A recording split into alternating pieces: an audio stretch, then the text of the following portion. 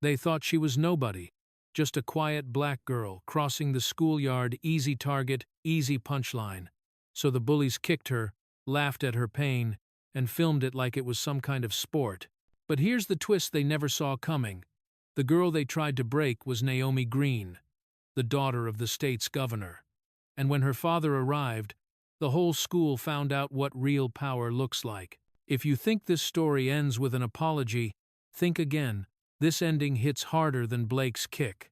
The schoolyard at Northgate High was always loud at midday, sneakers screeching across the concrete, basketballs thundering against the backboard, and clusters of teenagers shouting over one another. But when Naomi Carter stepped onto the court that afternoon, the noise didn't fade. It sharpened. Students turned their heads almost instinctively, as if sensing something unfamiliar entering their territory. A new girl. A black girl. Alone. Naomi kept her chin level, her backpack hugged tight against her shoulder. She moved with the steady breaths of someone trying not to absorb every hostile stare piercing through her. The sun hit the golden flecks in her eyes, revealing the storm gathering behind them. Fear? No. Containment. On the far side of the court stood the trio. Everyone at Northgate recognized the moment they opened their mouths. Blake Dawson, the self-appointed leader.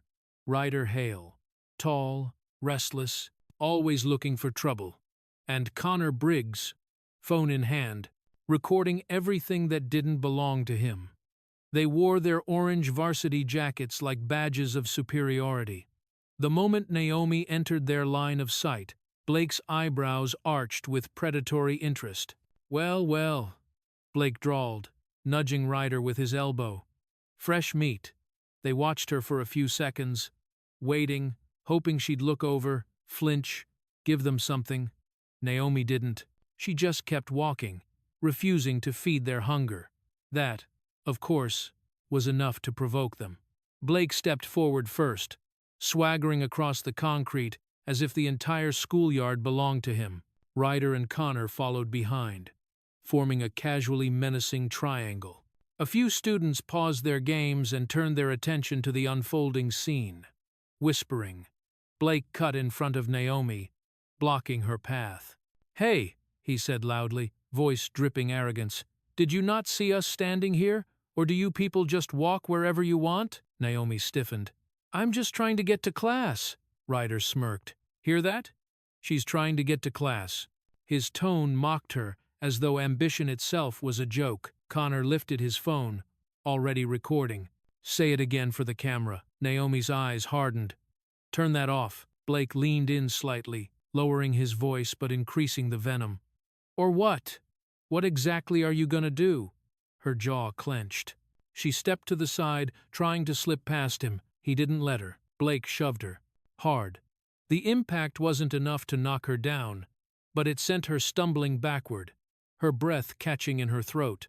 A few students gasped. A few laughed. And a few, very few, looked horrified, but stayed exactly where they were. Silence wasn't neutral here. It was complicity. As Naomi regained her balance, something small and metallic slipped from her wrist and clattered onto the pavement. A bracelet.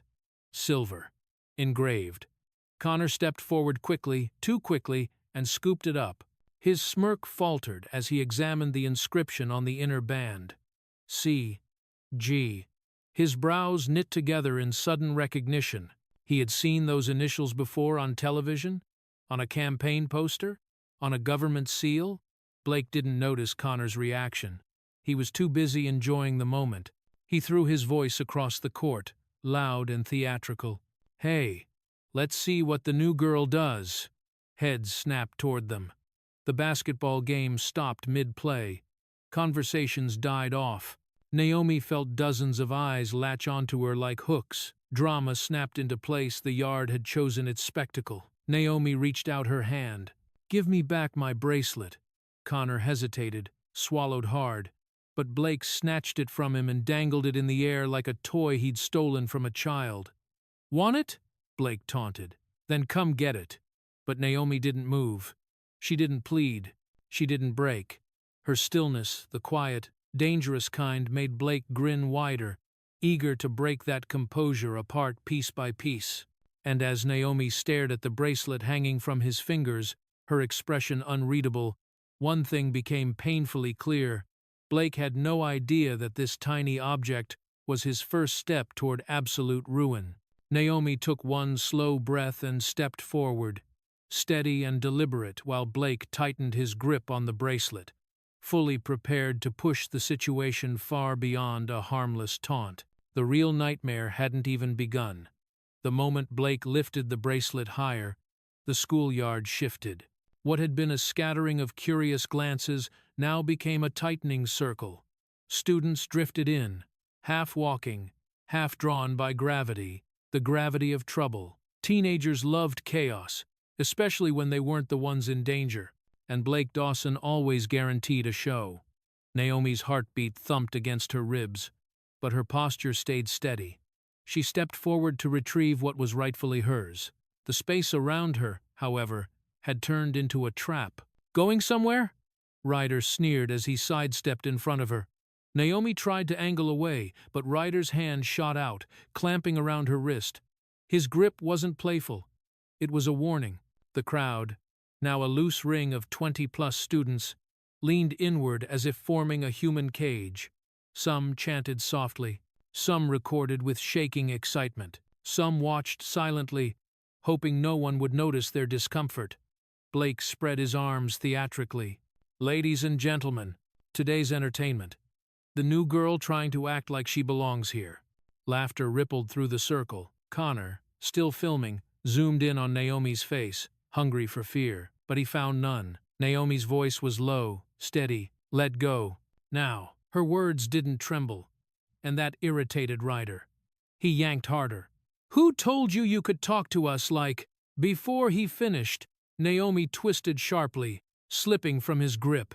The sudden motion made her bracelet glint in Blake's hand, and she reached down, trying to retrieve it. She didn't see Blake move, but she felt him.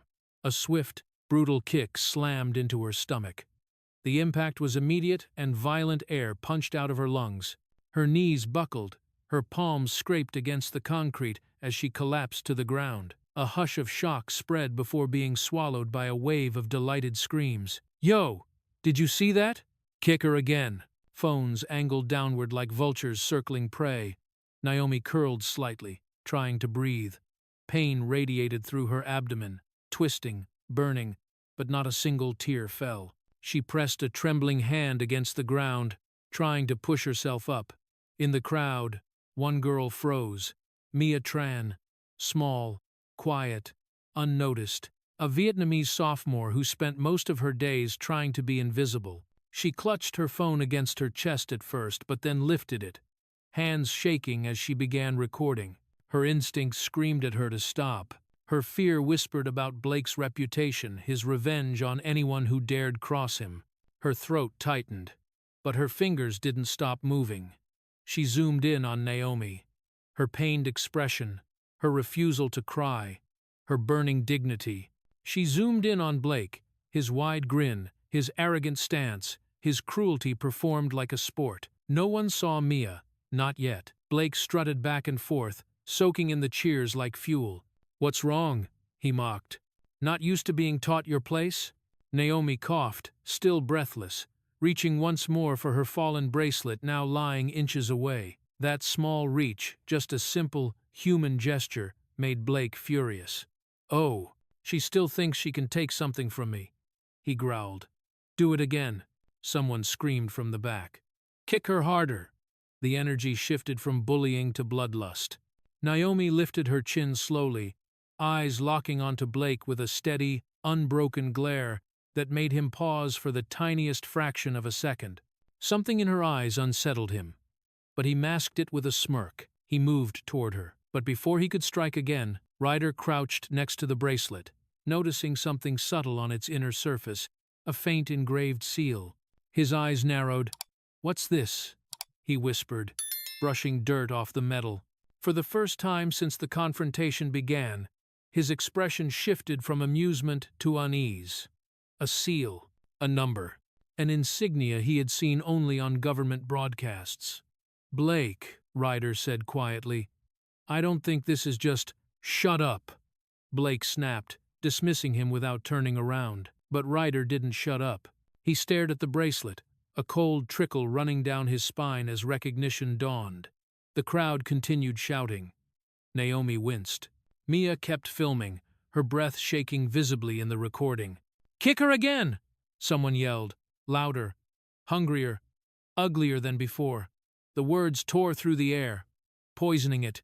As Ryder lifted the bracelet closer to his face, his stomach dropped. Whatever he had just recognized on that metal band, it changed everything. And Blake, completely oblivious, was about to push the confrontation far past a point he could ever return from. Ryder Hale wasn't usually the observant one. He followed Blake's lead, laughed when Blake laughed, bullied when Blake demanded it. But something about the silver bracelet lying in his palm made his pulse slow, then spike. The engraving wasn't decorative. It wasn't random. C.G. Two simple initials that suddenly carried the weight of 1,000 warnings. Ryder tilted the bracelet under the sunlight, letting the reflection sharpen the edges of the carved letters. C.G., he murmured, brows knitting together. He'd seen those initials plastered on yard signs, billboards, podium banners, election slogans, TV debates. Governor Charles Green. The realization struck him hard. "Blake," Ryder whispered urgently, tugging at Blake's sleeve. "Dude, I think this bracelet." But Blake didn't turn. He was too busy reveling in the crowd's attention, too intoxicated by the cheers chanting his name like a twisted anthem. He smirked, adjusting his varsity jacket. "What?" he snapped without looking. "She engraving her jewelry now." "Cute." Ryder's throat tightened. "No, you don't get it. This might belong to—" Blake finally spun around, eyes flashing. "To who, Ryder? Some princess? Some VIP? Don't tell me you're falling for that crap." He lowered his voice mockingly. "She's just another nobody trying to act special." Ryder swallowed, staring at the bracelet again, fear growing in his chest. "I don't think so, man." "Look." Before he could finish, Naomi slowly rose to her feet. The circle shifted, murmurs rippling outward. The girl who had taken a brutal kick, who should have been shaking, crying, begging, stood up with a quiet, chilling resolve. Her breathing was tight, her posture strained, but her eyes were razor-sharp. She brushed dirt off her hands, lifted her chin, and stared directly at Blake. Her voice was soft, but carried enough force to slice through the air. "Don't lay your hands on me again." The crowd fell silent, not because she shouted, not because she threatened, but because she said it with the calm certainty of someone who had been taught her entire life never to bow even when cornered. A few students exchanged glances, uneasy. Ryder felt the hair on his arms stand upright. Even Connor lowered his phone slightly, caught off guard. Blake blinked, momentarily thrown off. For 1 second, one fragile second, he saw something in Naomi's expression he couldn't categorize. Not fear, not defiance, authority. And that disturbed him deeply. Then, as quickly as it came, the discomfort vanished beneath his arrogance. Blake barked a laugh and stepped closer, puffing his chest out as if that would reassert control. "You think you can tell me what to do?" Connor, meanwhile, had taken the bracelet from Ryder to examine it himself. He rotated it in his fingers, frowning at the underside. "What the—" he whispered. "Numbers. A sequence. Indented, precise, formal. This wasn't jewelry. It was identification. A security code." Connor suddenly felt sick. He'd seen numbers like this once during a school trip to the state government building. The guide had explained how family members of the governor carried coded tags for emergency situations. "Family members." "Blake," Connor stammered, voice trembling. This belongs to someone important." Blake dismissed him with a wave. "Yeah? And I'm the president." "Relax, Connor." But Connor didn't relax. His face paled. "I'm serious. This is a restricted code. I think she's—" Naomi stepped forward, wiping blood from the corner of her mouth. The crowd parted without realizing they were doing it. She didn't look at anyone else, only Blake. Her gaze was steady as steel. Ryder whispered, "Blake, stop. Something's wrong." But Blake's ego had already taken the wheel. His pride burned hotter than logic. He couldn't back down in front of an audience. Not after kicking her. Not after she dared talk back. He grabbed Naomi by the front of her shirt and yanked her closer. "You think some little trinket makes you special?" he hissed. "I'll show you who runs this school." Gasps burst from the crowd. Naomi didn't flinch. She just looked at him with an expression that froze Blake's grip for a millisecond. An expression that said he was making the biggest mistake of his life. A student's voice sliced through the tension from somewhere in the circle, not cheering now, but alarmed. "Blake, stop!" Agors. But Blake didn't stop. Fueled by ego and adrenaline, he decided to go even further, determined to prove his so-called power to the entire schoolyard. And the next move he made would drag everything past the point of no return. Blake's fingers twisted into Naomi's shirt, yanking her toward him so hard her feet scraped against the concrete. His face hovered inches from hers, twisted with rage and entitlement. "Who do you think you are?" he spat, voice cracking with fury. "A princess? A queen? You really think you're better than us?" His shout echoed through the schoolyard, bouncing off lockers, walls, and the stunned silence of the crowd. Even the wind seemed to pause. Naomi's hands balled into fists at her sides. Her breath hitched from the pain in her ribs, but her expression didn't cave. She stared past Blake's anger, past his words, past the crowd's focused, calculating, refusing to be broken. Behind them, Mia Tran's hands shook as she held her phone steady, recording every second. Fear crawled up her spine, but she forced herself not to look away. The screen captured Naomi's grimace, Blake's feral glare, the circle of spectators feeding the cruelty.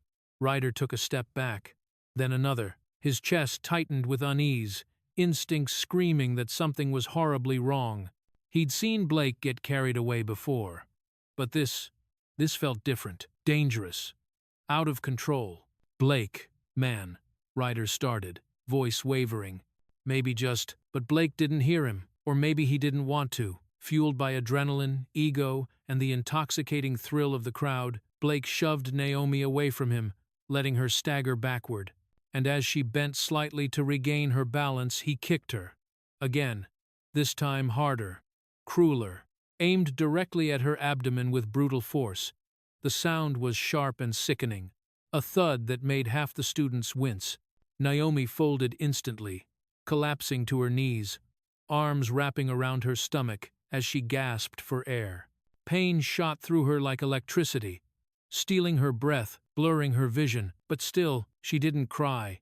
Not a single tear. Blake towered over her, chest heaving, lips stretched into a grin that didn't belong on a human face.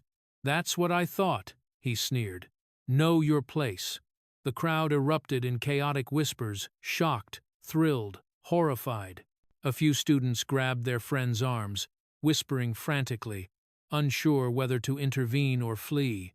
Most stayed frozen, complicit. Connor, meanwhile, wasn't smiling. His hands trembled as he stared at the bracelet still clutched between his fingers. The code, the insignia, the initials, Naomi's refusal to break. Everything screamed danger.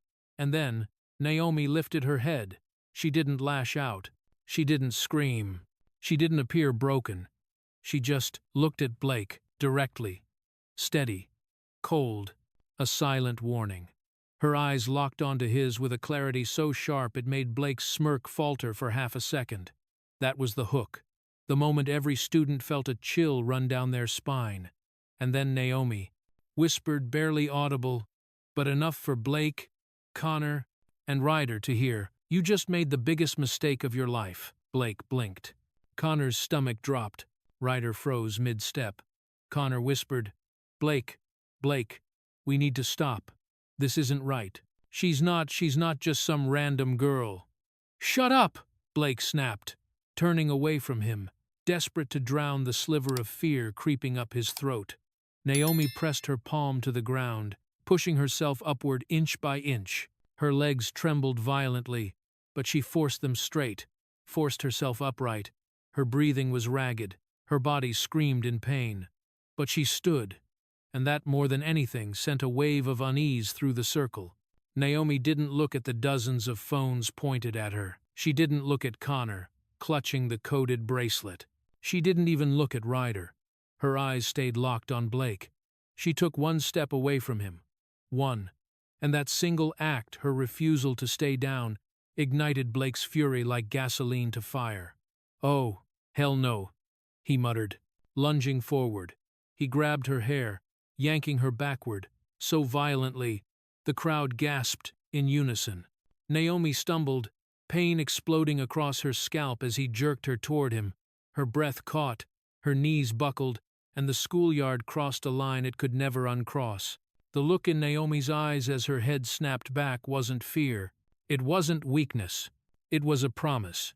As Blake dragged her backward by the hair, the brutality sharpened and every person watching sensed it.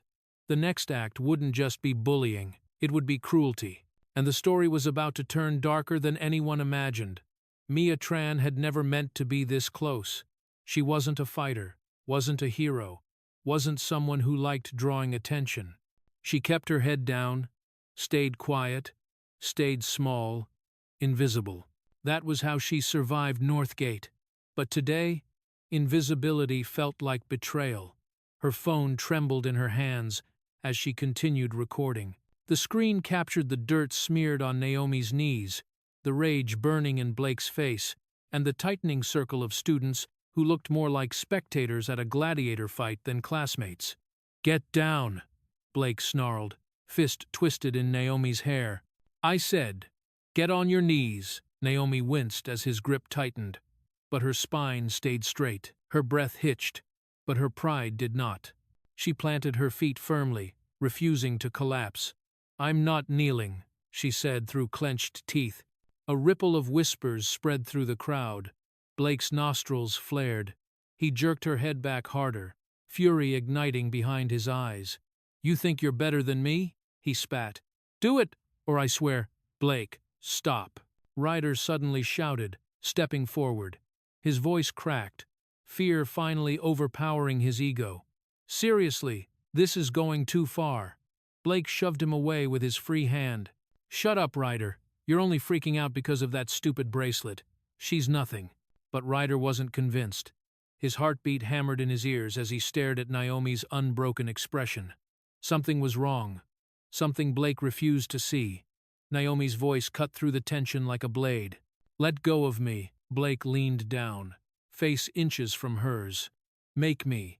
The crowd reacted with a collective inhale. Mia's throat tightened. She wanted to scream, to intervene, to do something, but her legs felt glued to the pavement. She'd heard stories about Blake, what he did to students who snitched, how he made entire lives miserable, how he had teachers wrapped around his finger. If he noticed her recording, her fingers twitched. She thought of her parents, immigrants who worked night shifts so she could stay in school here. Getting involved with someone like Blake could ruin her. He could make her a target. He could hurt her too. But then her camera refocused on Naomi's trembling hands, the bruises forming on her arms, the pain she was desperately swallowing, and Mia realized not acting would ruin her in a different way. Her stomach knotted as Blake yanked Naomi's head down again, forcing her closer to the ground. Naomi's knees nearly touched the pavement, but she planted her foot and pushed herself upright again, breath ragged but spirit unbroken. Her eyes locked with Blake's, burning with quiet defiance. Through the bruises, through the pain, through the humiliation, she still held power. "You can't break me," Naomi whispered. Her voice echoed louder than a scream. "You won't beat me." The crowd shivered. Even Blake hesitated. Connor muttered under his breath, "Dude, stop. Seriously, this isn't normal." But Blake's pride smothered every warning. He shoved Naomi again, trying to force her down. That was the moment Mia made her decision. Hands trembling violently, she stopped recording and hit send. She didn't send it to a teacher, not to the school office, not to a friend. She sent it to the only person she thought might protect Naomi. Naomi's mother. She didn't know the woman personally. They'd only met once, briefly. She didn't know where she worked, didn't even know she was in the state capitol that very moment. walking into a government meeting. All Mia knew was that Naomi had once mentioned her mom was in politics. So Mia gambled everything. Her safety, her anonymity, her peace at school. She hit send. A whoosh. A confirmation. A video delivered.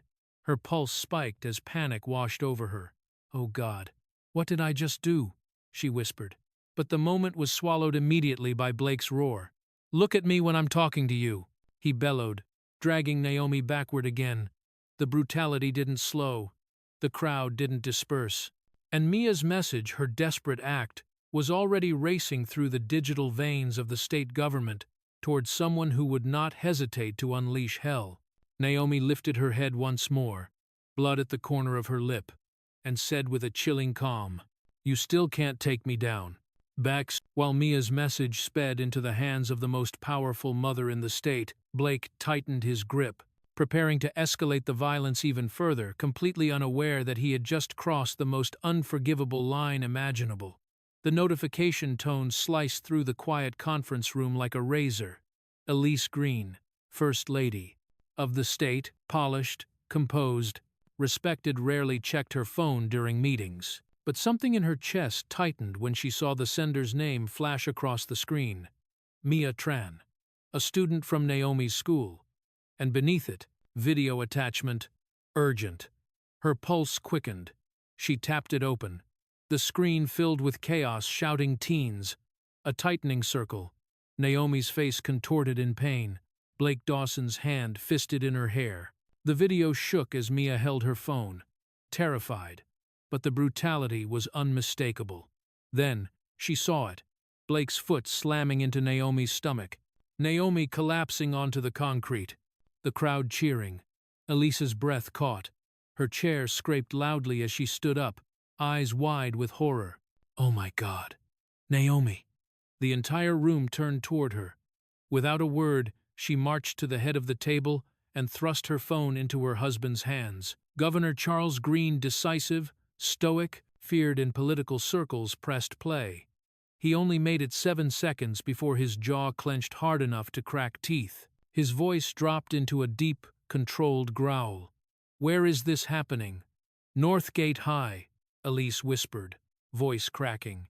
The governor didn't hesitate. He turned to his security chief. "We're done here. Get the motorcade, now." "But sir, now." Chairs toppled, papers scattered. The conference room erupted into coordinated panic as the most powerful man in the state stormed out with a fire in his eyes no one had seen before. Meanwhile, back at Northgate, Naomi's chest still burned from the last blow, but she forced her breath to steady. Her legs trembled. Pain stabbed through her ribs each time she inhaled. Blood trickled from her lip. Blake didn't care. Or maybe he cared too much about his pride, his audience, his illusion of power. His rage fed on the attention, building like a storm with no intention of stopping. "You think you're hard?" he shouted, red-faced and shaking. "You think you can talk back to me?" He drew his fist back, veins bulging, preparing a punch meant to break her. The crowd gasped. Some recoiled. Some leaned closer. Phones stayed pointed at the unfolding violence. Naomi looked up at the fist, rushing toward her face, and something inside her clicked. Her hand shot up fast, precise, trained. She caught Blake's wrist mid-air. The impact of momentum stopped cold. Gasps exploded from the crowd. Even Blake looked shocked mid-swing, frozen, staring at her grip on his arm. Naomi's voice dropped to a whisper that carried heavier than a shout. "I told you not to touch me again." For a single second, power shifted. A single second that changed everything. Blake wrenched his arm back, shaken. "What the hell? How did you?" Naomi's eyes were cold steel. She didn't answer. But the truth hovered in the silence. She wasn't helpless. She wasn't defenseless. She had been trained because people in her family didn't get to live normal lives, because danger was always a possibility, because her parents prepared her. Ryder felt his stomach twist. "Blake, she's not normal. Let's stop, please." Blake shoved him away. "Shut up. She's just putting on an act." But deep down, even Blake felt something shift. Something about Naomi's grip, her stance, her eyes. She wasn't a random target. She wasn't prey. She was waiting for something Blake couldn't see, waiting for something Blake would never expect. Naomi loosened her grip and stepped back slowly. Pain radiated through her body, but her voice stayed steady. "I'm not fighting you," Blake snarled. "Too scared?" "No." She wiped blood from her lip. "I don't need to." Her gaze flicked briefly toward the entrance of the schoolyard, because she knew minutes. That's all it would take. Minutes before the world Blake knew would end. Blake lunged again, but Naomi didn't flinch. She whispered one chilling sentence under her breath. "You won't be the one hitting next." And while Blake pulled back for another strike, the distant roar of government engines thundered across Northgate's front gates, signaling the storm that was about to descend upon them all. Naomi's knees wobbled beneath her. Her ribs throbbed with every breath. Blake towered over her, fist raised again, drunk on violence and adrenaline. The crowd held its breath, some waiting for the next blow, others silently praying someone would intervene. And then, a sound split the air. "Weoo." A piercing siren blared from the front of the school, echoing across the courtyard like a warning shot from another world. Students jerked their heads toward the entrance. Even Blake froze mid-motion, confused. The siren grew louder, closer. Then came the heavy rumble, the unmistakable growl of armored engines. Naomi slowly lifted her gaze. Blake lowered his fist. Connor's phone shook violently in his hand. Ryder's eyes went wide. The crowd parted instinctively, looking toward the gated entrance. And at that exact moment, the iron gates of Northgate High swung open. 3 black SUVs, sleek, tinted, and unmistakably governmental, shot through the opening like sharks cutting through water. Their tires screeched across the pavement as they swung into formation. Each vehicle bore polished chrome plates with a seal that made Connor's stomach collapse. State government fleet. Executive division students screamed and scattered. Backpacks dropped. Phones fell. The entire schoolyard split like oil around stone. Connor grabbed Blake's arm, voice trembling uncontrollably. Blake, we're screwed. We're so screwed." Blake shoved him off, but his face drained of color. "Shut up, man, just shut up." The SUVs slammed to a halt in perfect synchronization. For a heartbeat, the world held still. Then the doors burst open. 6 security officers in dark tactical uniforms stepped out with military precision. Their boots thudded against the ground in chilling unison. Guns were holstered at their sides. Their expressions were stone. The courtyard went silent. Even the wind seemed to stop to witness the moment. The officers moved with rehearsed efficiency, spreading out, forming a perimeter, hands hovering near their weapons, eyes sharp. They weren't scanning the crowd for random threats. They knew exactly who they were looking for. Ryder stumbled back in terror. "Dude, this is real. They're here for her. They're actually here for her."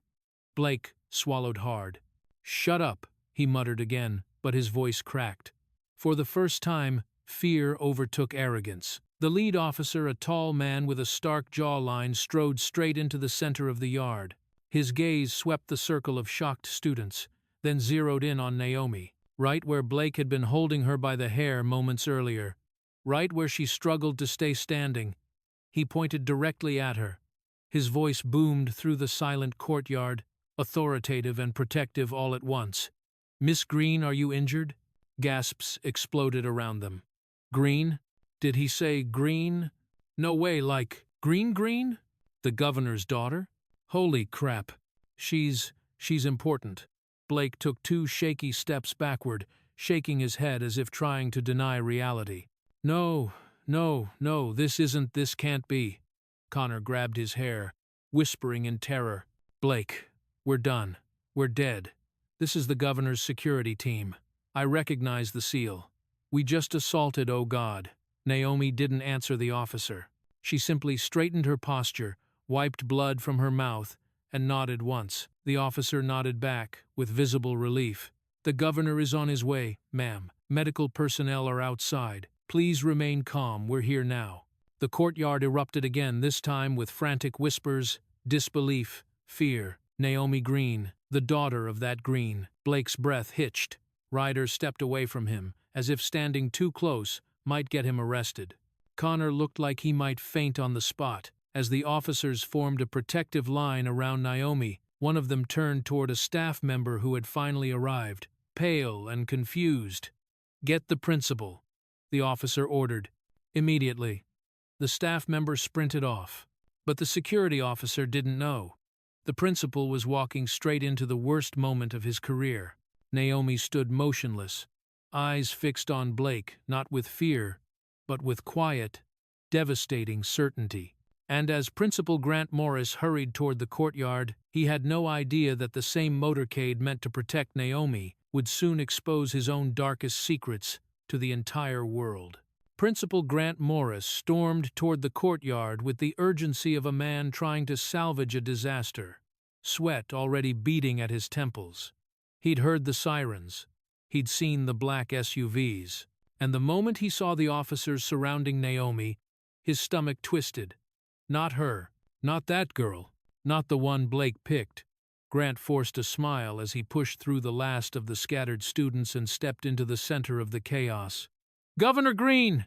he called out, breathless but feigning composure. "This is a misunderstanding, a simple student conflict, blown out of proportion. I assure you, I will handle the matter internally." Governor Charles Green turned slowly. His expression was not one of a worried parent. It was one of a man on the brink of declaring war. "Handle it internally?" he repeated, voice calm in the way only true fury could be. "That's your response?" Grant swallowed. "Yes, sir. These things happen. Kids roughhousing." A security officer stepped forward and handed the governor a tablet. "Sir, we pulled footage from the courtyard cameras." Grant felt his blood run cold. The governor tapped the screen. For 3 minutes, the tablet became a window into horror. Naomi being shoved, kicked, dragged. Blake's face twisted with rage. Phones pointed like weapons. Students cheering. Ryder terrified. Connor recording the entire thing. And Grant himself, standing at a distance, watching, turning away, choosing silence, choosing protection, choosing corruption. Governor Green lifted his eyes from the video, staring directly at Grant. "So this," he said, raising the tablet slightly, "is what you call a misunderstanding?" Grant's mouth dried instantly. "Governor, I can explain." "No." Green stepped closer, the weight of his authority suffocating. "You will not explain. You will not twist this. You will not hide behind procedure." Around them, the students who remained watched with wide, unblinking eyes. Grant attempted one last, desperate lie. "Sir, please understand, Blake's family." He stopped himself too late. Green's eyes sharpened.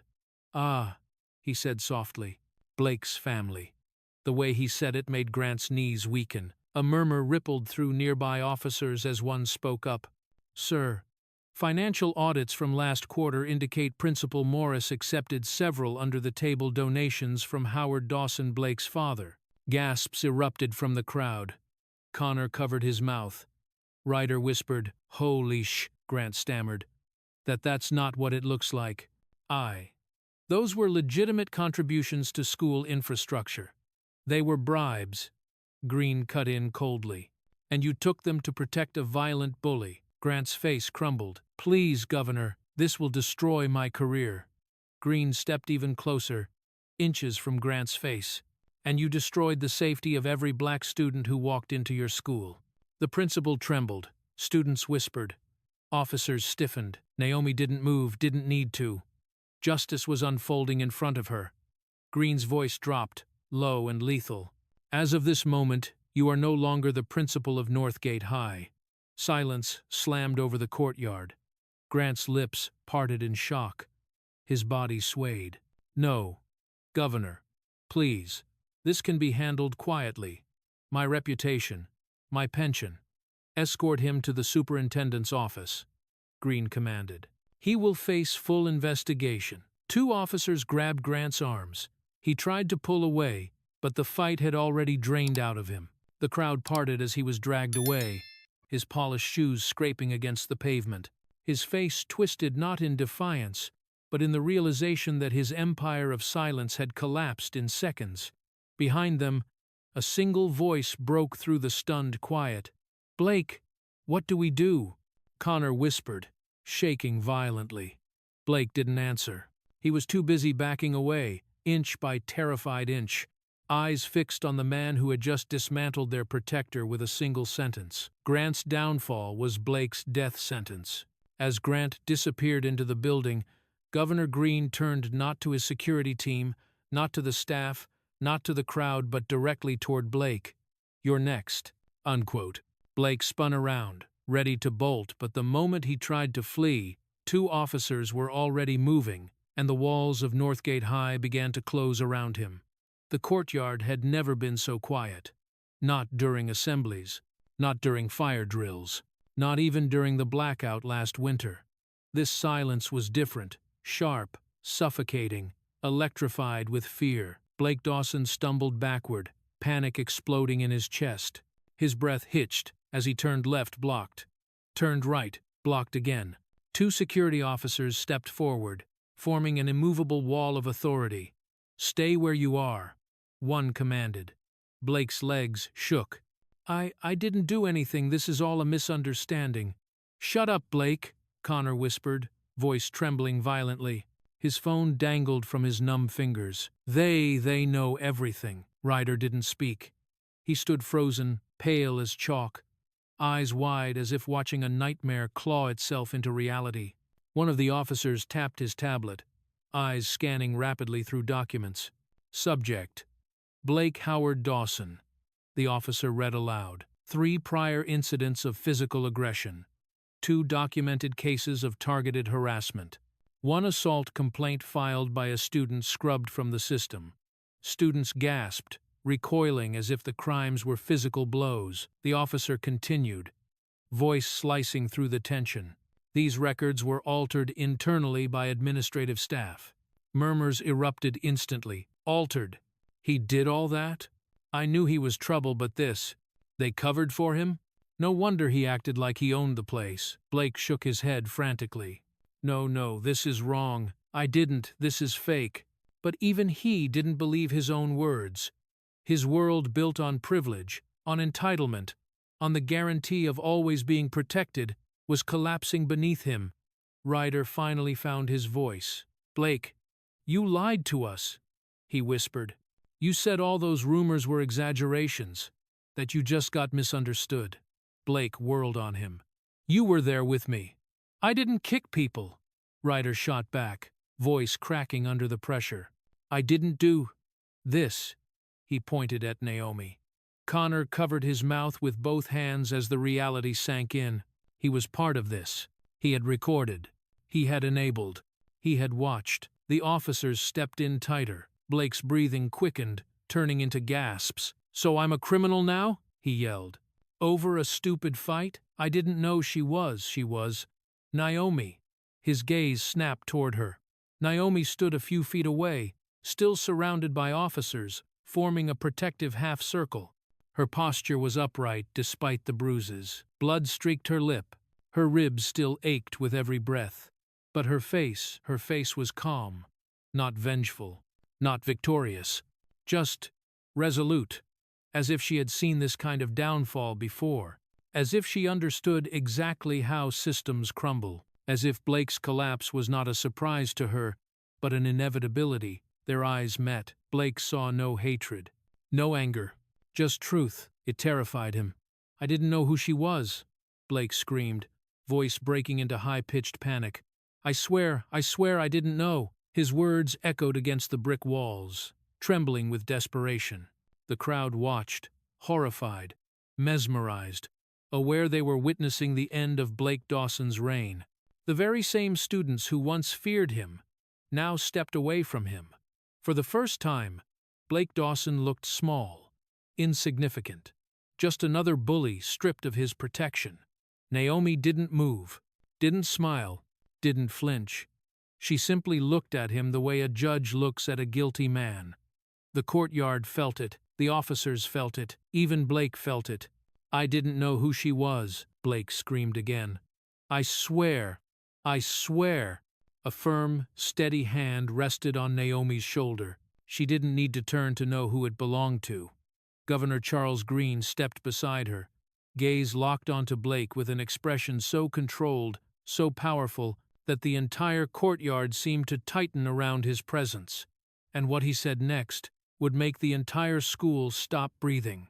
The courtyard of Northgate High had never held so many students in such absolute, breath-stealing silence. Phones hung limply in hands. Backpacks lay abandoned on the ground. Hundreds of eyes fixated on the center of the schoolyard, on the man whose presence eclipsed every voice, every noise, every heartbeat. Governor Charles Greene stepped beside Naomi, lowering himself to her level with a gentleness that contrasted violently with the chaos surrounding them. His hands cupped her face, checking her injuries with the practiced urgency of a father who had faced danger before, just never this close to home. "Naomi?" he murmured, voice trembling under the surface. "Are you hurt anywhere else?" She shook her head. "I'm okay, Dad." He exhaled once, then stood straightening to his full height, authority radiating from every line of his posture. When he turned to face the students, the crowd stiffened. He lifted a hand toward Naomi. "This," he said, voice rolling like thunder across the courtyard, "is Naomi Greene, my daughter." A ripple of shock cut through the student body. "And I want every single one of you," he continued, eyes sweeping the crowd with chilling precision, "to hear me clearly." The air thickened, feet shuffled, heads bowed. Silence in the face of injustice is a crime. Your silence. He paused. Your fear, your indifference. A girl in the back wiped a tear quickly. Ashamed, a boy looked at the ground, shoulders shaking slightly. For the first time, the students saw themselves not as spectators, but as accomplices. The governor wasn't yelling. He didn't need to. His words struck harder than any raised voice could. Then, unexpectedly, a quiet voice pierced the silence. A young female teacher stepped forward, trembling. "Governor Greene, I filed reports on Blake Dawson." Her voice cracked. 3 times. "I begged the administration to act. They ignored every report to protect the school's reputation." A gasp rolled through the courtyard like a shockwave. The governor nodded slowly, gaze firm but not unkind. "Thank you for speaking now. It takes courage to stand alone." Blake stumbled backward, panic clawing at his throat. "This is insane. She's lying. She's trying to frame me." Governor Greene turned toward him with a calmness far more terrifying than rage. "Blake," he said quietly, "my daughter may forgive you." Blake blinked in desperate hope, but the law will not. The hope shattered instantly. Connor squeezed his eyes shut. Ryder's chest heaved. The crowd barely breathed. You could hear the wind rustle across the banners hanging near the lockers. It was that quiet. The courtyard was so silent. The sound of someone merely inhaling became deafening. But the governor wasn't finished, because even as he spoke, the rumble of approaching vehicles signaled the arrival of the State Educational Investigation Unit, and the true reckoning for Northgate High had only just begun. Northgate High had been placed under full lockdown doors, sealed, hallways emptied, classrooms abandoned. Only one place buzzed with frantic activity: the main office, now transformed into a command center of state investigators, armed officers, furious parents, and trembling staff. Files were dragged out of locked drawers. Hard drives were confiscated. Laptops were plugged into forensic tools that scanned faster than any administrator could lie. Lead investigator Harrington flipped open the first recovered file. His face darkened immediately. 12, he muttered. A younger agent paused. "Sir?" Harrington looked up, voice hard. 12 violent incidents, all hidden, all involving students of color. A gasp rippled through the room. He continued flipping pages, photos of bruises, medical reports never filed, complaint letters signed but never logged. "These entries were wiped," he growled, "scrubbed by someone with admin-level access." And there he was, Principal Grant Morris, sitting slumped in a chair, wrists resting on his knees, surrounded by 3 officers, sweat beads forming on his forehead. Next to him sat 2 members of the school board, pale and shaking as the storm closed around them. The office door suddenly burst open. A wave of outraged parents surged in, voices trembling with fury. "You ignored my daughter's reports. My son came home with a black eye, and you told us it was an accident. Tonight, Dovin, you covered for Blake because of donations. Did you think we wouldn't find out?" Grant stuttered. "Please, everyone calm down." But an investigator slammed a thick folder on the table in front of him. "These are your signatures, Mr. Morris. You personally marked these cases as resolved when they were never even investigated." Grant's breathing quickened. I had pressure from the board. You had a duty to these children," Harrington snapped, "and you failed every single one of them." Ryder Hale stood against the wall, trembling uncontrollably. His hands were cold and clammy, his face drained of color. He had been pulled aside earlier, questioned separately, but now another investigator approached him. "Ryder Hale," the agent said calmly, "we need your statement." Ryder swallowed hard. His eyes darted toward Blake, now detained, pale, and shaking violently. Memories flooded back. Blake forcing kids to stay silent, threatening to break phones, promising to ruin anyone who crossed him. Ryder's voice cracked. He made us keep quiet. If anyone tried to report him, he'd threaten to hurt them, or their families. I didn't want to be part of it. Why didn't you come forward?" the investigator asked. Ryder's eyes filled with tears. "Because the school always covered for him. What was the point of talking if no one listened?" Silence fell. A heavy, damning silence. Investigator Harrington turned to the room, his voice dropping into a grim conclusion. "This isn't a school. It's a cover-up factory." Gasps, whispers, shock.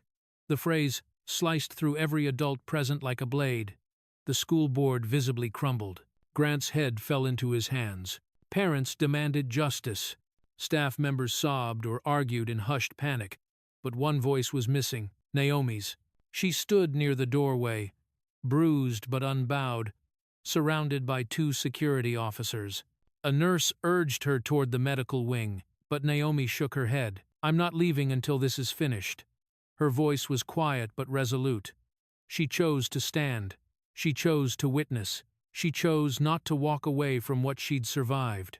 An investigator turned toward Naomi and said with raw honesty, "You exposed more than a bully today. You exposed an entire system. Thank you so." And as Naomi finally allowed herself to be escorted to the infirmary, the school continued to unravel because more students were stepping forward, ready to reveal the darkness they had been forced to live in.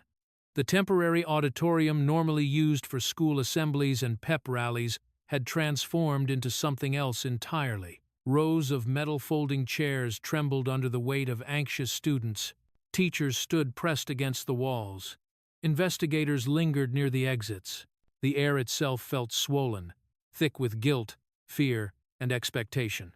At the front of the room stood a podium, hastily placed, its microphone humming faintly. And then came Naomi Green, bruised, bandaged, steady. 2 security officers accompanied her, but she walked the final steps alone, refusing to lean on anyone. Her ribs screamed with every breath, but her voice when she touched the microphone did not waver.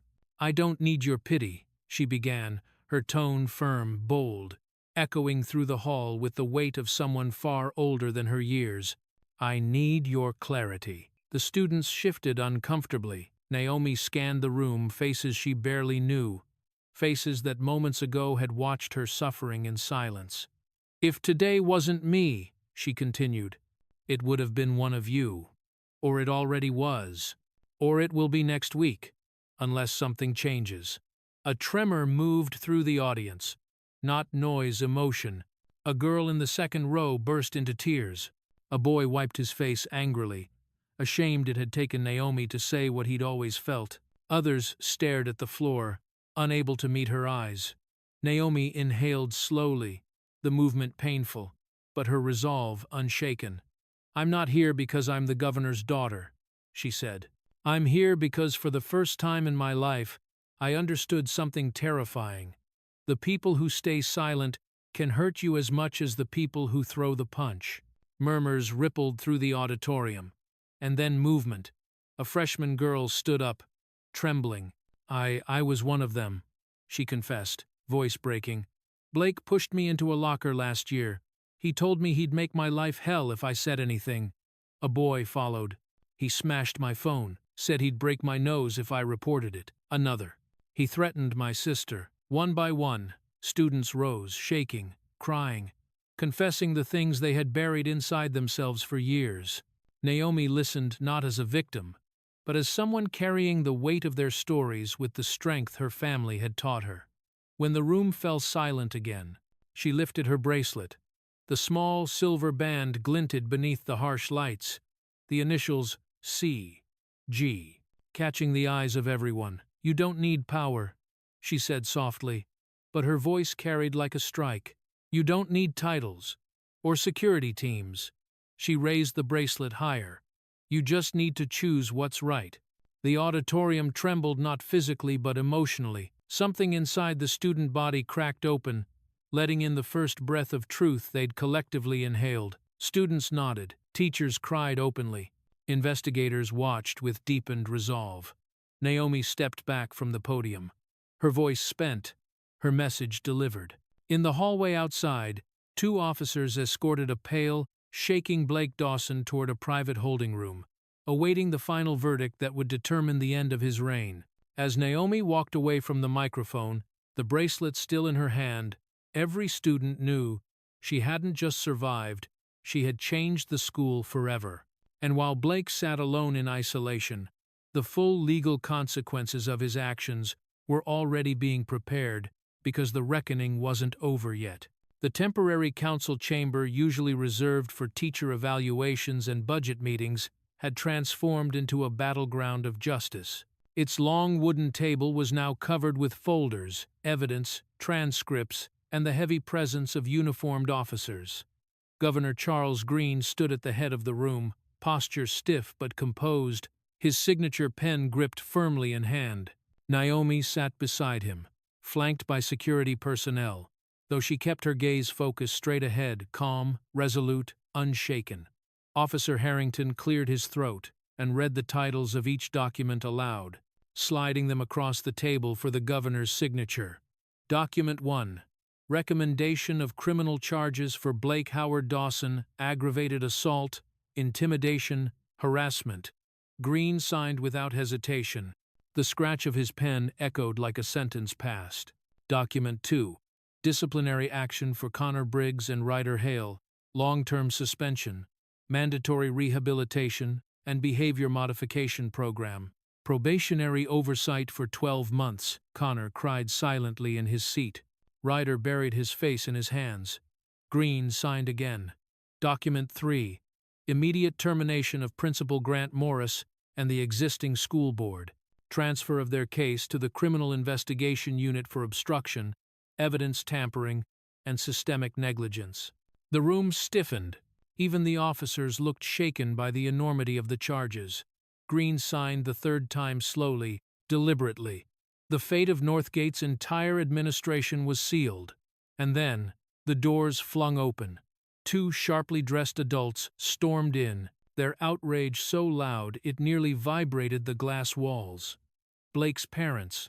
His mother's heels clattered on the tile as she marched toward the table. His father, Howard Dawson, business magnate and political donor, pointed an accusatory finger inches from Governor Greene's chest. "This is outrageous," Howard barked. "You can't do this to my son. You have no idea who you're dealing with.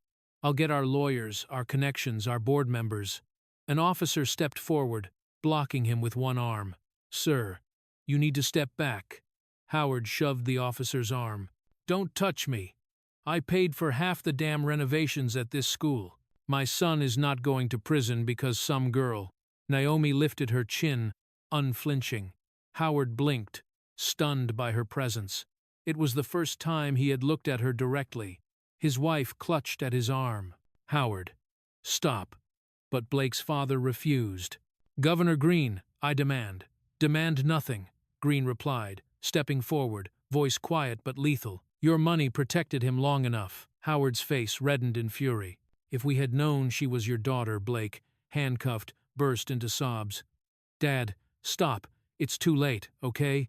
I didn't know. I swear I didn't know who she was." He turned to Naomi, tears streaking down his cheeks. "If I'd known you were his kid," Naomi's voice cut through him like a blade. "That's the problem, Blake." Her tone was cold, sharp, and heartbreakingly true. "You wouldn't have attacked someone with power. You only attack those you think can't fight back." The room went silent. The officers lowered their eyes. Even Blake's parents stopped breathing. A truth that ugly left no space for protest. Naomi leaned back, exhaling painfully, bruised ribs shifting under her breath. Blake broke into full sobs, choking out, "I didn't know. I didn't know." "Exactly," Naomi said softly. "Because you never cared who you hurt." The signatures were done. The decisions made. But Naomi slowly rose from her seat, because there was still one final confrontation she needed to face before this story could truly close. The isolation room was small, windowless, and cold. Its single metal chair sat bolted to the floor, and the fluorescent lights above buzzed with a faint, nervous flicker. The walls seemed to press inward, forcing anyone inside to face the truth they'd been avoiding. Blake Dawson sat hunched in the chair, hands cuffed in front of him, shoulders trembling with the weight of the collapse he never imagined possible. His eyes were red and hollow, no arrogance, no swagger, nothing left of the boy who once ruled Northgate High by fear alone. The door clicked open. Naomi stepped in. No father, no guards, no security wall protecting her. Just her. Blake froze. His breath caught in his throat, as if even inhaling in front of her felt wrong. Naomi closed the door softly behind her and walked forward with quiet, controlled steps. Each footstep echoed louder than Blake's panicked heartbeat. She stopped a few feet in front of him. For a moment, neither spoke.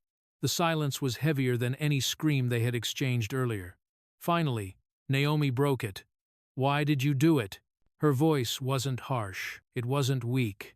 It carried an exhausted strength, one forged through pain and resilience. Blake stared at the floor. "I don't know." "Yes, you do," Naomi said, eyes steady. "I never even looked at you. I never spoke to you, so why attack me?" Blake swallowed, throat tight. "Because..." He hesitated, shame tightening his jaw. "Because at this school, it's strong versus weak, predator versus prey. And if you're not the one attacking..." His voice cracked. "You become the one being attacked." Naomi's chest tightened, not with sympathy, but with recognition of a truth far bigger than the two of them. "So you hurt people to avoid being hurt," she said quietly. Blake nodded, eyes wet. "I don't want to be the weak one. I can't. My dad, my coaches, everyone expects me to be on top. If I'm not, then what am I?" Naomi stepped closer. Her voice sharpened, not in cruelty, but in clarity. "You're not strong," she said. "Not because you lost today, because you don't understand what strength is." Blake lifted his eyes slowly, meeting hers. She continued, "You think strength is privilege, size, fear, power handed to you, but that wasn't yours. The system gave it to you. The adults protected you. The school erased your mistakes." She leaned forward slightly, just enough to make the truth unavoidable. "You didn't earn strength. You were sheltered by it." He blinked as tears slipped free. Naomi straightened. "And that's why you went after me. Not because of who I am, but because you thought I was nobody." Blake opened his mouth, closed it, then whispered, "I'm sorry." Naomi nodded, not accepting, not rejecting, simply acknowledging. "Someday," she said, turning toward the door, "you'll understand that hurting others never made you powerful. It just made you dangerous." She paused, hand on the doorknob, then delivered the final, cutting truth. "The day you realize that is the day you can finally change." She didn't look back as she walked out. Blake bowed his head, the weight of her words settling over him like a sentence no courtroom could ever deliver. Outside that room, students were gathering in the courtyard waiting for a moment so profound, so unforgettable, that it would mark the end of an era at Northgate High. The sun hung low over Northgate High, spilling long shadows across the courtyard, where everything had unfolded. The chaos of earlier had dissolved into an uneasy calm. Students gathered in clusters, whispering, processing, still shaken by how drastically their world had shifted in a single afternoon. At the very center of the courtyard stood Naomi Green, bruised, bandaged, but unbroken. The same concrete where Blake had kicked her down now held her upright. Students slowly formed a wide circle around her, not out of curiosity anymore, but out of respect. Fear no longer dictated their movements. This time, they gathered because they wanted to listen. Behind Naomi stood Governor Charles Greene, not as a politician, not as the powerful man who had shut down an entire school in minutes, but as a father, proud, quiet, and deliberately stepping back to give his daughter the voice she had earned. Naomi inhaled carefully, her ribs still tender, and raised her chin. Her voice carried across the courtyard, clear and steady. "Today, I didn't win because of who my father is." A hush fell instantly. "I didn't win because of security teams, or titles, or authority." She looked around at the faces, some guilty, some ashamed, some hopeful. "I won because I refused to stay silent." The words settled like dust after a storm, soft but undeniable. A message carved into the bones of every person listening. Naomi continued, "Silence lets violence grow. Silence lets bullies thrive. Silence protects the people who hurt us and isolates the people who need help the most." A boy near the front wiped his eyes. A girl squeezed her friend's hand. Teachers lowered their heads. "And if it wasn't me today, it would have been one of you. Maybe it already was." The weight of that truth pressed on every chest in the courtyard. Then softly, at first clapping began. One student, then another.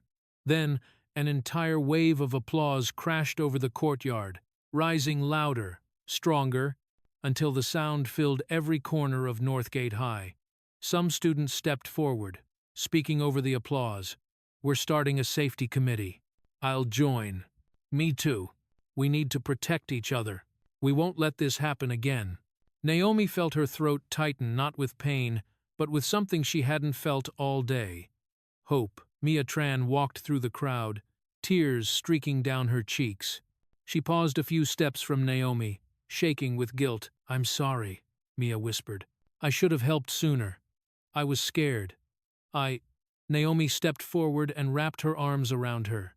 "You did the right thing when it was hardest," she whispered back. "That's what matters." Mia sobbed into her shoulder, finally letting the fear she'd bottled up collapse into relief. As the applause softened, a camera crew from the investigative team zoomed in on Naomi, but instead of filming her face, they focused on her bracelet. The small silver band engraved CG glinted in the fading sunlight, not as a mark of status, not as a symbol of political power, but as a reminder that justice doesn't come from offices or titles.